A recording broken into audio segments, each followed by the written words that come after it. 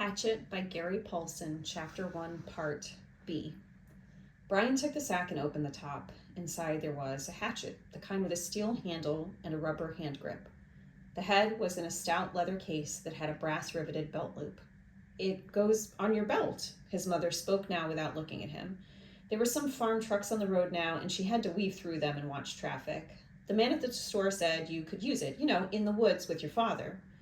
Dad, he thought. Not my father. My dad. Thanks, it's really nice. But the words sounded hollow, even to Brian. Try it on, see how it looks on your belt.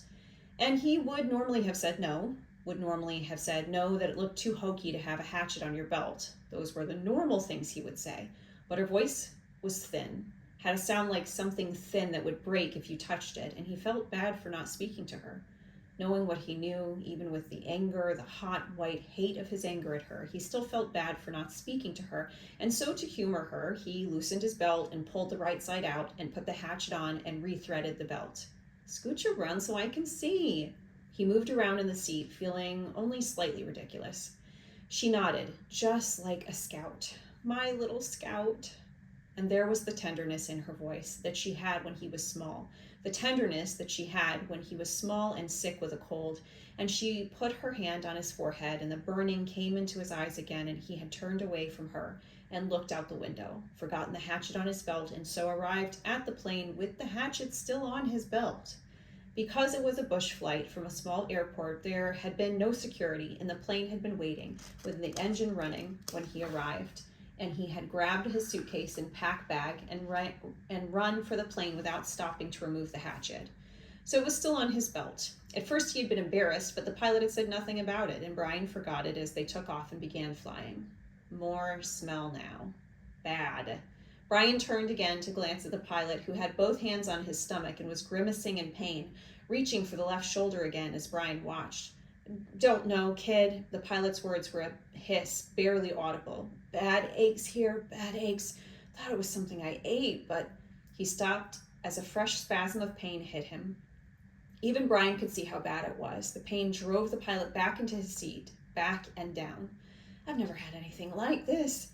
The pilot reached for the switch on his mic cord, his hand coming up in a small arc from his stomach, and he flipped the switch and said, "This is flight 46. Ugh.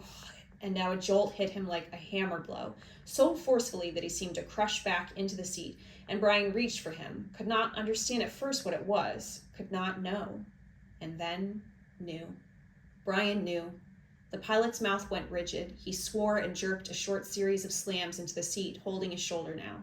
Swore and hissed. "Chest! Oh God, my chest is coming apart." Brian knew now. The pilot was having a heart attack. Brian had been in the shopping mall with his mother when a man in front of Paisley's store had suffered a heart attack. He had gone down and screamed about his chest. An old man, much older than the pilot. Brian knew.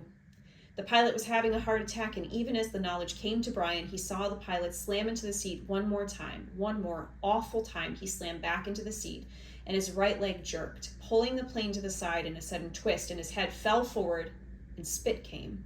Spit came from the corners of his mouth, and his legs contracted up into the seat, and his eyes rolled back in his head until there was only white. Only white for his eyes, and the smell became worse, filled the cockpit, and all of it so fast, so incredibly fast that Brian's mind could not take it in at first, could only see it in stages. The pilot had been talking just moments ago, complaining of the pain. He had been talking. Then the jolts had come.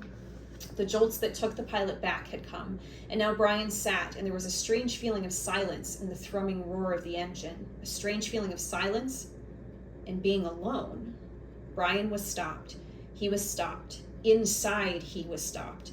He could not think past what he saw, what he felt. All was stopped. The very core of him, the very center of Brian Robeson, was stopped and stricken with a white flash of horror, a terror so intense that his breathing, his thinking, and nearly his heart had stopped. Stopped.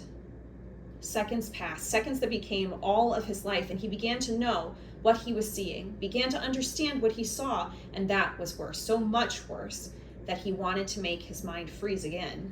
He was sitting in a bush plane, roaring 7,000 feet above the northern wilderness with a pilot who had suffered a massive heart attack and who was either dead or in something close to a coma. He was alone. In the roaring plane with no pilot, he was alone. Alone.